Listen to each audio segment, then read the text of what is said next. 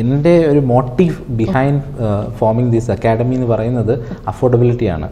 ഞാൻ ഏത് നിമിഷം ഇതിനെ ഓഫ്ലൈൻ ആക്കാൻ ശ്രമിക്കുന്നോ അന്ന് അഫോർഡബിലിറ്റി മാറുപടുന്നു.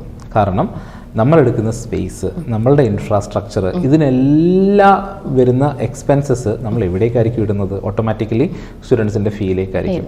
സോ ഒരു കാരണവശാലും എനിക്കത് ചെയ്യാൻ പറ്റില്ല.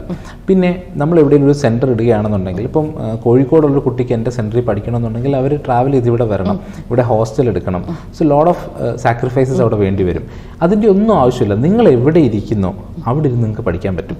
അതിനുവേണ്ടിയിട്ടാണ് നമ്മൾ ഈ ഒരു ഓൺലൈൻ എന്നുള്ള ഒരു ആപ്പ് ബേസ്ഡ് ആയിട്ട് നമ്മൾ ചെയ്തിരിക്കുന്നത്. അപ്പോൾ ഓഫ്ലൈനിന് അതിൻ്റേതായിട്ടുള്ള അഡ്വാൻറ്റേജസ് ഉണ്ട് കേട്ടോ, ഞാൻ ഒരിക്കലും അത് ഇല്ല എന്ന് പറയുന്നില്ല.